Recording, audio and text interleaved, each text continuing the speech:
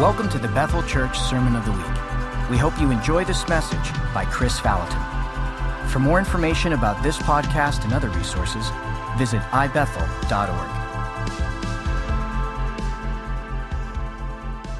Lord, bless this congregation in Jesus' name. Amen.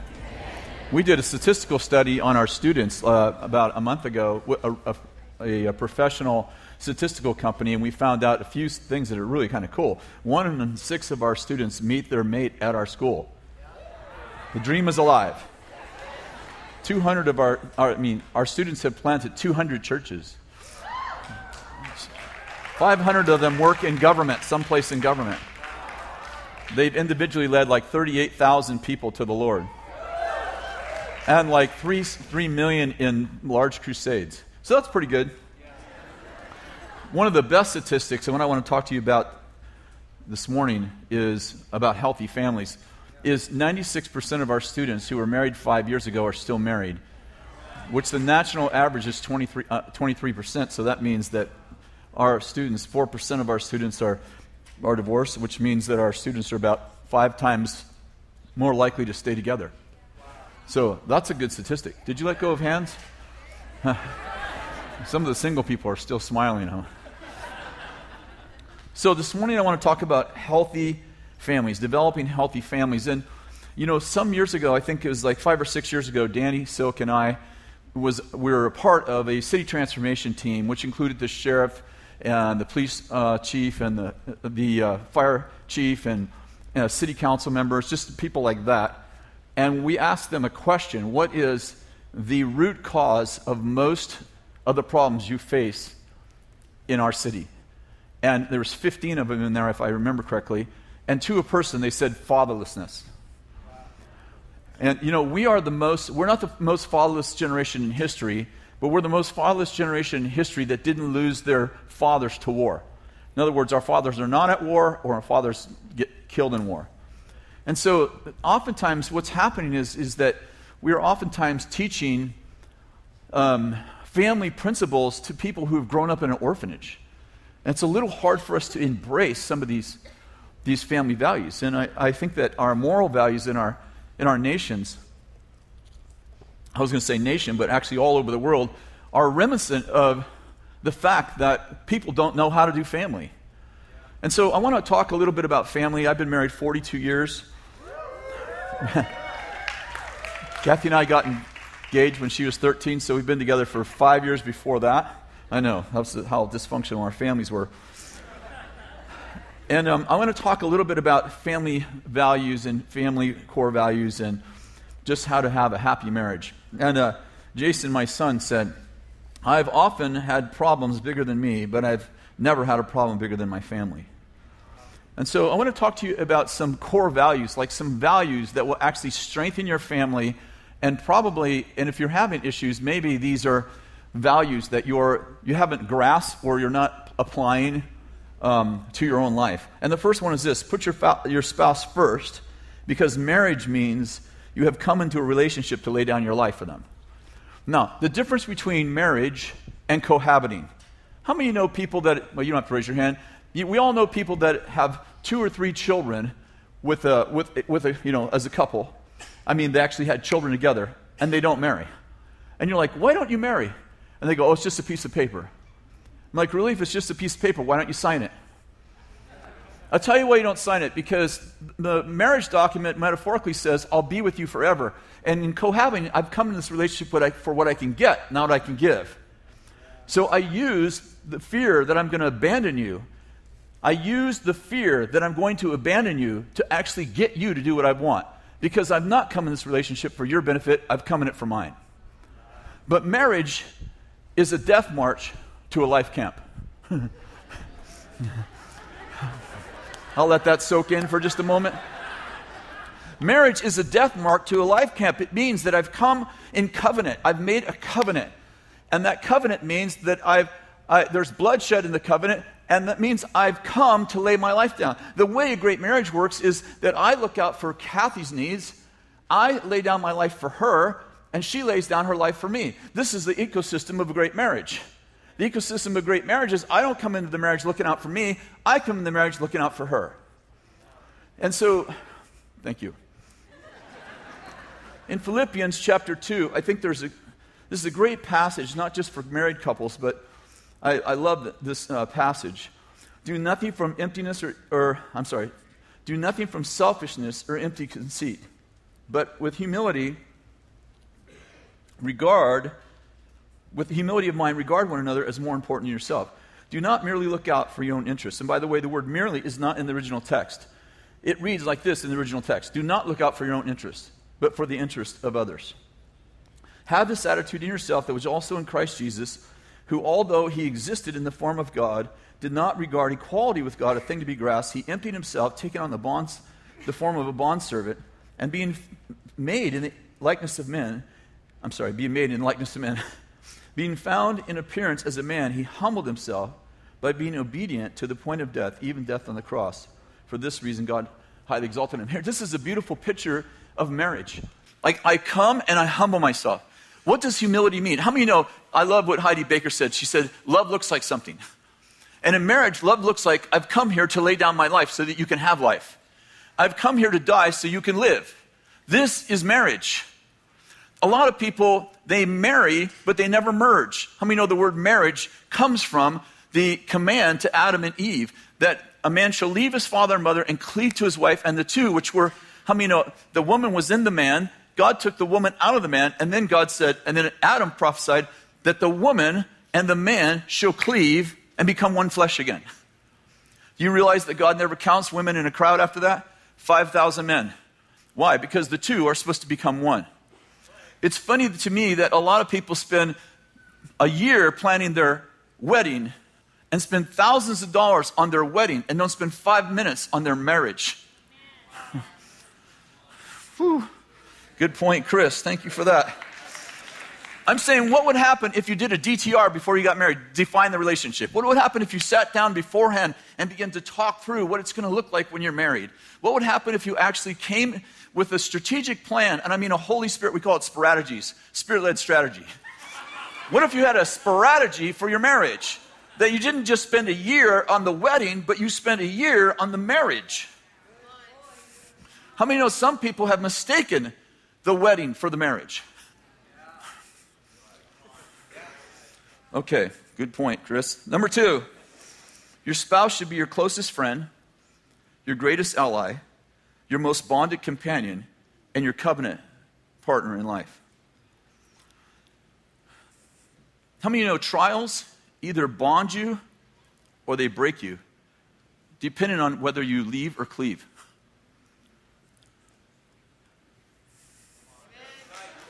Wow, that was heavy. Trials are actually good for you. It's in walking through trials, it's in the heat of trials that we actually become, like we actually bond together. Are you with me? James said, consider it all joy when you encounter various trials, knowing that the testing of your faith produces endurance. Let endurance have its perfect result. You may be complete and lacking in nothing. If anyone lacks wisdom, let him ask God, who gives to all men without reproach. What's the point? How many of you have ever been through a trial? How many of you have ever been happy when you're going through a trial? Consider it all joy. I'd like to propose to you that happy and joy are not the same thing. I'd like to propose to you that fun and joy definitely aren't the same thing. I have never gone through a bad trial and been, this is so good. Thank you, Jesus. You know, it all works out for good in the end. How many know that? If it's not good, it's not the end. But the point is, the process is not always, sometimes the process is painful. Are you with me? And in the midst of that process is what bonds us from 1 to 2, whether we leave or we cleave. In other words, when we're going through the process of trial, one of the most important things that we do is, first of all, we don't blame each other for the trial. This is your fault. You would have listened to me. You husbandish person. No. We don't blame each other for the trial. Because how many understand that if you complain, then you're not going to be creative about the solution? Number 2, we encourage each other in the midst of trials. This is the time to bond. This is the time to say to your mate, we're going to make this.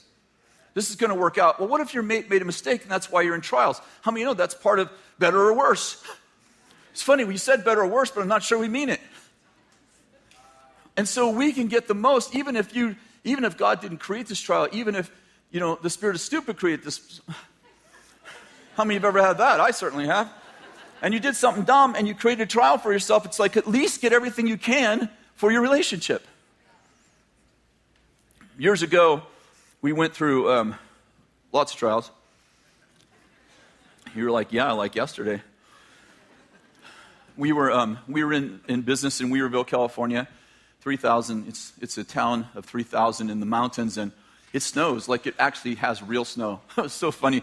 It snowed about a half inch here, and people are like, we're going to close the school system and close the police department. Whatever. We live in snow for 3 months a year. And you can shoot a cannonball down Main Street in Weaverville in the winter. And the challenge is that the kind of business we're in requires skilled labor. Like mechanics, you can't just go find them. So we had this challenge of trying to keep our men busy in the wintertime so that the other 9 months of the year, we actually had a team. And that meant that it was very tough to keep our payroll made and, make our payrolls. And I remember Thursday night, I used to call Thursday hell day. Because Friday was payroll. And I can remember Thursday night pacing the floor, needing $15,000 to make payroll and having no money in the bank. And just praying all night long till morning. And, this is just tough times. And so, I was doing what I could to not have the guys work any overtime and try to keep the payroll low and working 12 hours a day just to get us through the season. And so one day, I was getting there at 7 in the morning, leaving at 7 at night, and just trying to get us through the 3 months of winter. And one night, one of the cars that I was supposed to work on, the parts were wrong, so I'm like, I might as well just go home. So I go home at 5:30. It's pitch dark. There's snow on the ground. We live back in the woods. And I get to my house, and it's all dark. I'm like, oh, Kathy and the kids are gone. But I go up this hill, where our house is up on the top of a hill. I go up the hill. When I get to the top of the hill, I see Kathy's car parked there. Now, I'm kind of freaked out. I'm like, oh, her car's there, but there's no lights on anywhere in the house. There's no sign of life. Anybody ever panicked like that before? Fun, your imagination is a great painter, right? Especially if you're a prophetic guy, because then you see it in 3D, full color. So I run up the steps, and I open the door, and my 3 kids are in little tents, 3 little tents made out of blankets. And there's lanterns in the room, in the front room, and there's a wood stove. And when I open the door, they're like, hi, Daddy. I said, what are you guys doing? They're like, we're playing camping. You're playing camping. We're playing camping. Just then, Kathy comes out of the kitchen where there was another glowing light in there, lantern, and she's like, what are you doing home? What's going on? Why are you home? Why? It's only 5:30. You don't have music. Like, what's going on? I'm like, what? Yeah, what's going on? I like to know what's going on. And so she goes out the front door, and I'm following her. I said, can you please tell me what's going on? And we get over to the breaker box, and she opens the breaker box and turns the main switch on, and all the lights come on. And I go, well, what is that about? And she said, well, things are really tight, and I have the kids at home, so it's very difficult for me to go to work, and I just wanted to help. So I throw the breaker in the morning right after you leave. And a half an hour before you come home, I turn it back on so you won't be uncomfortable. Never a complaint. Never a, you got us in this position. Just, we're in this together. I'd be in bed at night, and especially on Thursdays, and I'd be crying myself to sleep, and she just put her arms around me and say, we're going to get through this. We got this. We've been here before. I'm convinced that my children learn how to do life from their little teepees,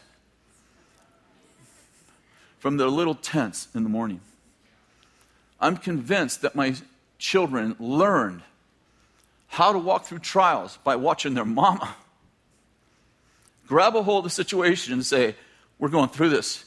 We're together in this. There's something about trials that bond you or break you, depending on whether you cleave or leave. And when I'm talking about leaving, I'm not talking about, like, obviously if you leave the house, if you get separated, of course. But I'm talking about being emotionally shut down, where I just put you in, I just push you off into an ice castle. And I'm over here just protecting my heart from challenges and problems. And I just want to really encourage you, everybody goes through trials. The difference between a good marriage and a bad marriage isn't what happens to you, but what happens in you. And you have full control over that. How many understand that feelings are great servants, but terrible masters? I'd like to propose to you that you are not how you feel. And that how you feel isn't how you are. Let me just say that again. You are not how you feel. And your feelings, your feelings are not how you're doing. Okay. Are you bored?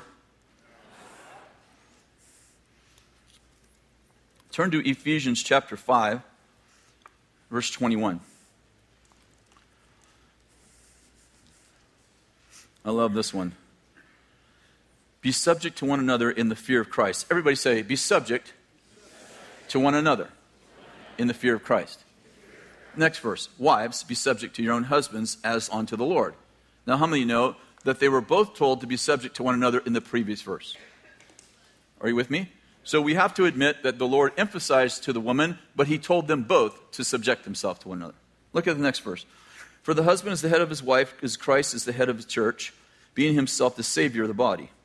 But as the church is subject to Christ, so also wives ought to be to their own husbands. Husband, love your wives as Christ loved the church and gave himself up for her, so that he might sanctify her, having cleansed her by the washing of the water, by the word of God. This is a great passage. How many know that he says, submit to one another, wives submit to your husbands, and the next verse says, husbands die. It seems odd to me the way we read this. We read it like this. Wives, subject yourself to your husbands. Husbands die. It's pretty easy to be in submission to somebody who's dead. Did you notice the husband and the wife were supposed to be in submission to one another, but only the husband's told to die?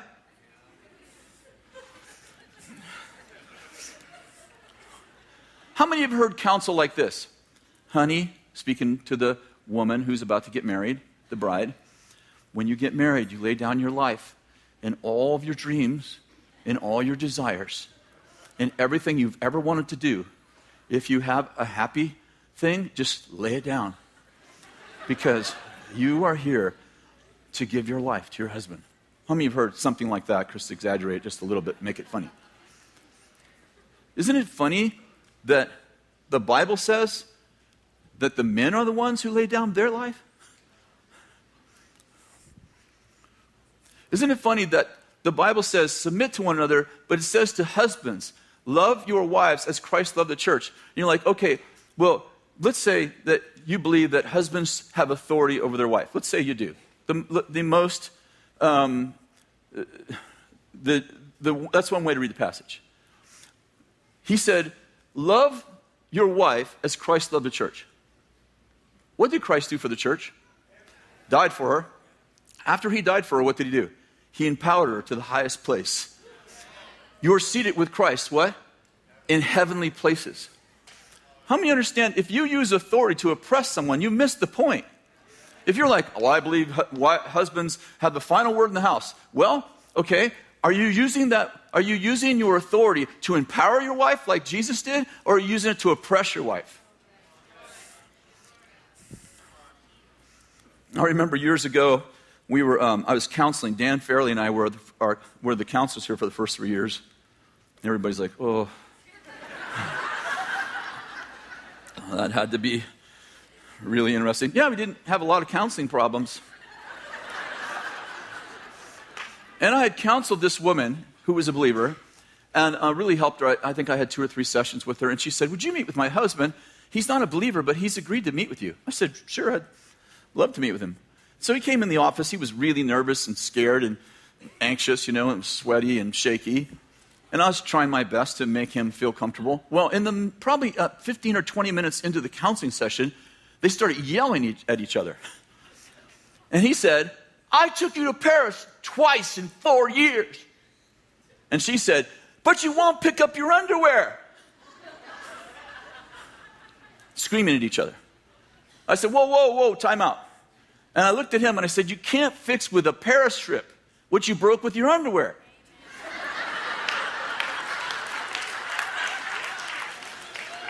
Marriage isn't an event. I can't treat you like hell 300 days a year and then take you to heaven once a year and think everything's going to be okay. Marriage is about daily walking out life with one another. Daily. So here's the deal. Do what you do when you feel like it, when you don't. Secret to marriage. Do what you do when you feel like it. Some people are like, sex. I'm like, no, I'm not talking about sex. Okay, sorry. I forgot. You guys are Christians. I should have known that wouldn't touch you. Do what you do when you feel like it, when you don't. I really believe that this is 75% of a great marriage. Yes. I treat my wife great when I feel like it. But when I don't feel like it, I treat her great too. Why? Because love isn't a feeling. How many know, don't marry the person you fall in love with. Because if you fell for one person, you can fall for another. A fall is an accident. If you fall in love with someone, you better... Are you with me? If you fall in love with someone, how many know you better actually grow in love with them? Because falling in love, if they can fall in love with one person, how many know they can fall in love with another? And what I'm getting at is like we have a feeling culture where we exalted feelings above covenant. I'm like, I don't feel like I love her anymore. Well, love's not a feeling. Love connects to feelings. Love inspires feelings, but love is not a feeling. Here's the one. Here's the worst one. She doesn't make me happy. Okay. I remember a friend of mine. I used to have one. Very wealthy man, owned a trucking company. And he was having trouble in his marriage and in his business. And so he did some research. He's kind of that kind of guy, just did some research. And he found a marriage counselor who was one of the top marriage counselors in the nation on the East Coast. And my friend lives on the West Coast, and he has his own plane. So he made an appointment. It took him like 5-6 weeks to get in. He flies there finally on the East Coast to meet with this marriage counselor. And he sits down, and the marriage counselor, this is very expensive, like $200 an hour at the time. And so the marriage counselor said, so, okay, what are you doing here? He said, well, my wife, I'm depressed. I'm discouraged.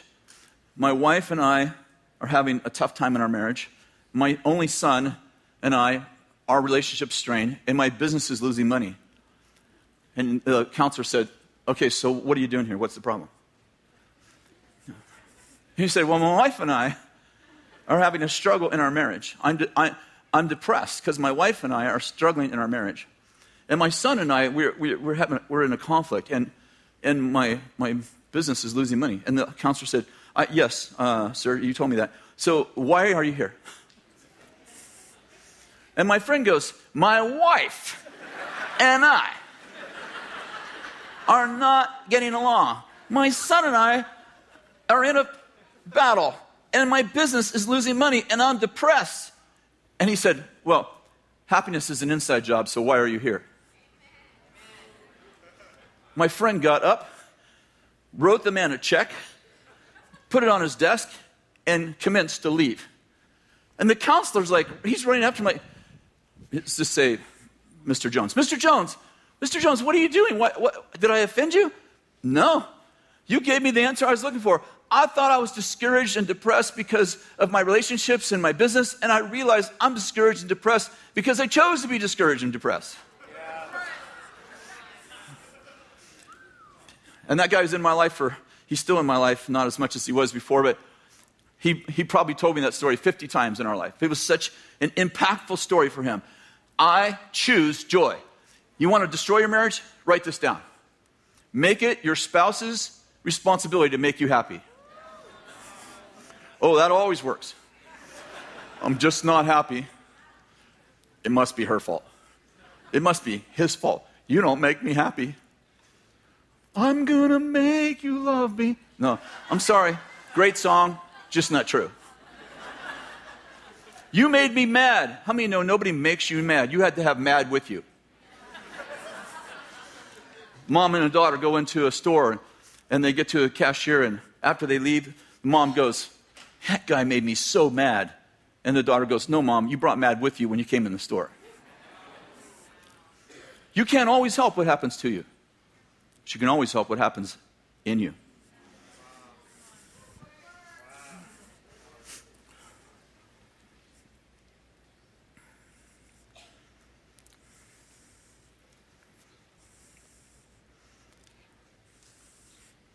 Communication. I want to talk to you about one of the tools of a great marriage. Communication. One of the main goals of a healthy marriage is to create a safe place to listen and be heard. Listen from the heart. Share your feelings, not just what you are thinking. Proverbs 18:2. This is a great warning for all of us. Not me, because I'm the pastor of this church. Probably Bill and Eric struggle with this, though, I would guess. Proverbs 18:2, a fool does not delight in understanding, but only revealing his own mind. By the way, that would not be either one of them. Obviously joking. A fool does not delight in understanding, but only in revealing his own mind. Listen, when somebody has a problem with you, very few people get paid to talk. So when I communicate, my words aren't necessarily what I'm trying to say. So when I say to you, every time I come in, it doesn't feel like you love me. I'm like, I do love you. No, stop. What are you actually saying? What is it that makes you feel like I don't love you? And I deflect my need to defend myself because I've come here to die. And I go, you may not have said it right, but you have a need I'm not meeting. And a wise person has a discerning spirit and goes, okay, I do love you. Well, that's not helpful. I don't feel like you do. Why don't I feel like? Because you don't love me. Okay. We can get in a shouting match, or I can begin to unearth the challenge that you have inside of you. And if you're not a professional orator, you're not used to painting with words, the chances are that you didn't say it exactly right. But you have a real problem. You have a real issue, or you wouldn't have brought it up. Now, when we get talking, it may not be my problem. It might be your problem. There may be something you have to deal with. But my point is that you have a real one. Are you following me?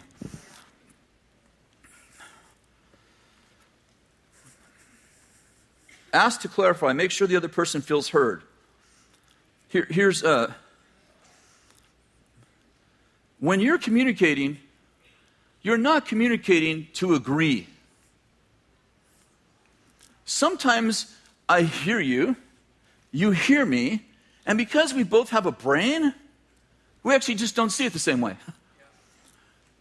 Sometimes it feels like in marriage, or even in anything, in friendship, it feels like if we're going to walk together, we both have to have the same opinion about everything. And I'd propose to you that's a slave-master relationship. So when I'm communicating with Kathy, my goal is to understand exactly what her issue is. Like, what exactly is her issue? I ask questions, I stay engaged, I stay, I keep my eyes pointed at her. I'm not texting while she's talking. Yep, right here. I got this.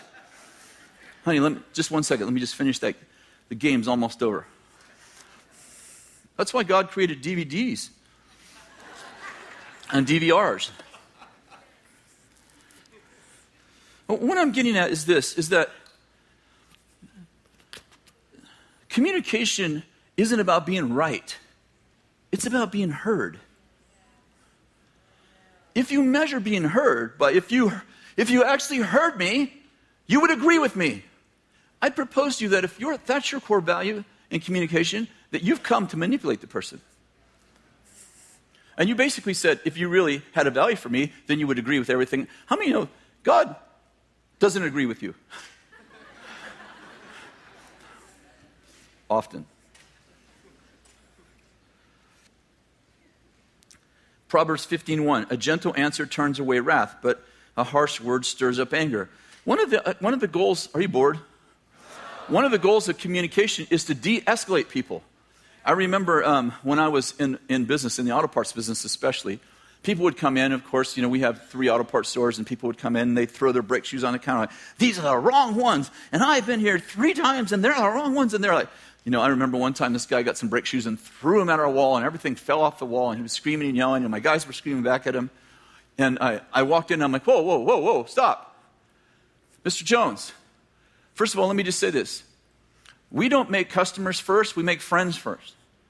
And the goal of this interaction we're having is to make sure you walk out getting what you need. Now, if we messed it up, we'll take care of it. If we did mess it up, likely we'll take care of it anyway. So, why don't you tell me exactly what your problem is? Mr. Jones, your truck is probably a 67, which has a totally different brake system. Does this look like the right ones? Yes, sir. Well, you gave us the wrong year. No problem, though. Let's make sure you're taken care of. And the point is that I'm de-escalating him so we can actually have a conversation. Because how many know there's a difference between dialogue and a debate? A debate is I've come to interact with you to win. A dialogue is I've come to interact with you that we might actually come to an understanding and bring closure. And closure isn't about agreeing. Closure is about you knowing, even if I don't agree with you, I value you.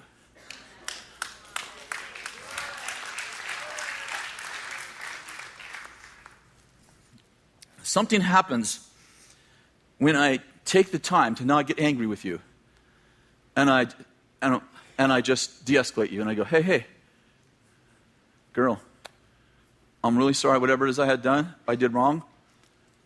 Let's have a conversation. Now, that's not Kathy. She's never yells. Wish she would sometimes. There's a thing about communication that's really important that we've done for, I think, we've been married 42 years, I think for 40. And it started out as a game. And I would say to her, and I do this probably twice a year, I say to her, typically when we're laying in bed, is there anything, are you happy? She goes, yes. She always says yes. I say, is there anything I can do to make you happier? She always says no. Then here comes the fun. I go, there is not one thing you're asking Jesus for? Not one. Like you're not praying for anything besides what you have, whether it be, a possession or... So we do this, and it usually results in something. When our kids were little, it's like, well, it'd be really awesome to have a 4-hour break from the kids. If I could just have a 4-hour break, I would look forward to it all week long. It was stuff like that. And then as we've gotten older, obviously, it's changed.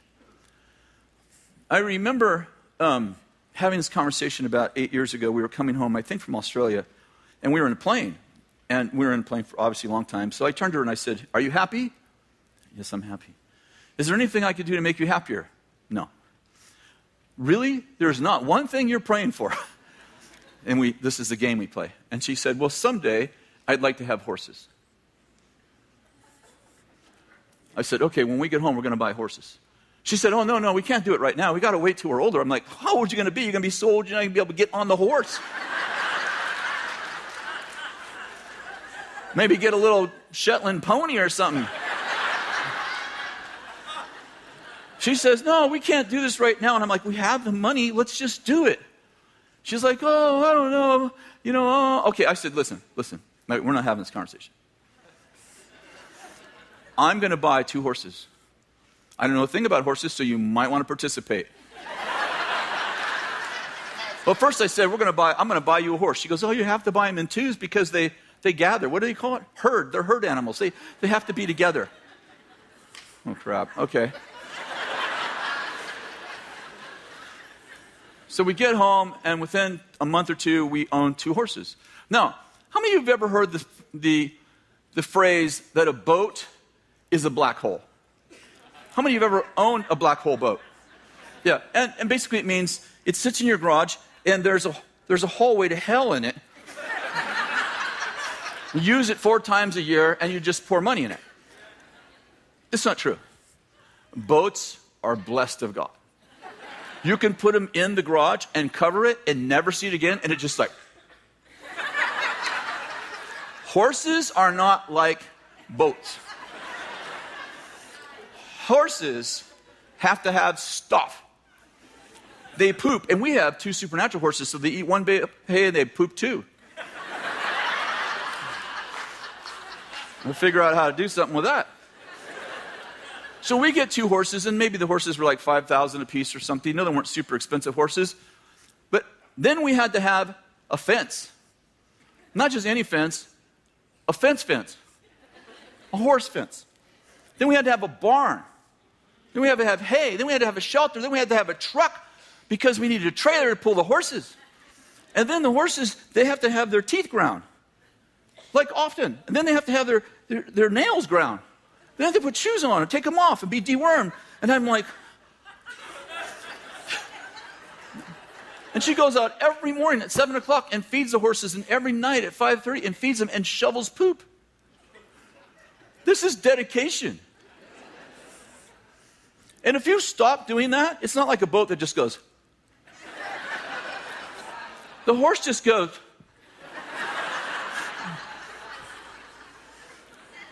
So we get these horses, and we spend, I don't know, I bet we spend $150,000 on fences and barns and cars and trailers and nails and teeth and worming and deworming, and it doesn't stop.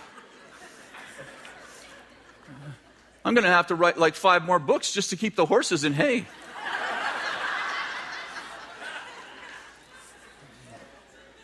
The really cool thing is when Kathy gets on a horse, I still love it.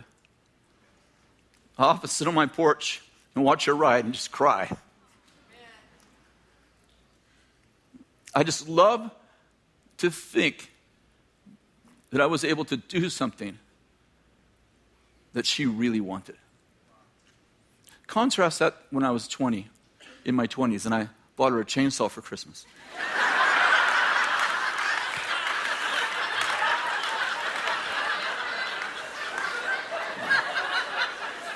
Have you ever got older and you look back and you're like, what was I thinking? 2 years later, I made a list of everything we needed in our house, including a toilet seat.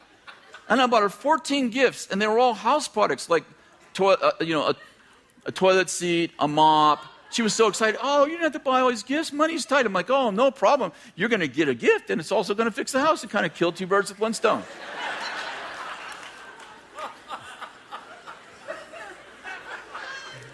There's something about loving a person the way they can receive instead of loving the person the way you would receive. People are like, you have horses. I'm like, no, I don't even like horses. They follow me around the yard, but I don't even get on them. Because I want her to have a place. Our friends have always been my friends that she participates in, and now she has her own friends. Like, they go on cattle drives. We'd like to take 4 of us, and we're going to go on a cattle drive. Are they paying you for that? No, we have to pay to go. It's not the way it works on Bonanza. They go on cattle drives and barrel racing and do all kinds of stuff, and they go to Europe and hang out together. And I'm like, somebody asked me the other day, it's probably been 6 months ago, they said, do you have any regrets in your marriage? And I said, I regret I didn't do that 5 years earlier. I regret that I didn't engage Kathy at her point of love 5 years earlier. If you've never lived like this, it is so beautiful to sit on your back porch and see her run and laugh. And every time she comes in, she tells me, oh, Dreamer did this. That's the horse. And, and Legend said this.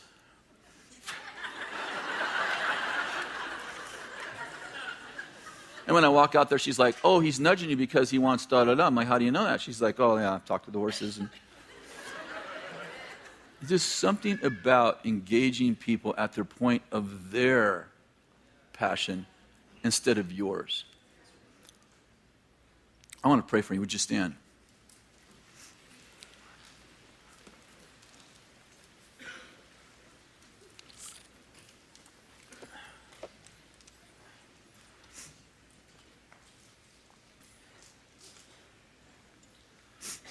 Would you just put your hand on your heart?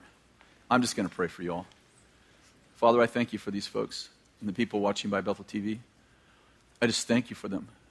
And God, I pray that you would give them the secret of a great marriage. That, Lord, when we see people who are living together or people that are living in a gay relationship, Lord, we would be such an example to people that they go, I want that. I don't know what that is, but I want that. And Lord, I pray that we would come to our relationship with a laid down life. And that we would benefit one another. And literally, we would mind the desires of our spouses. Amen. Thank you so very much. God bless you.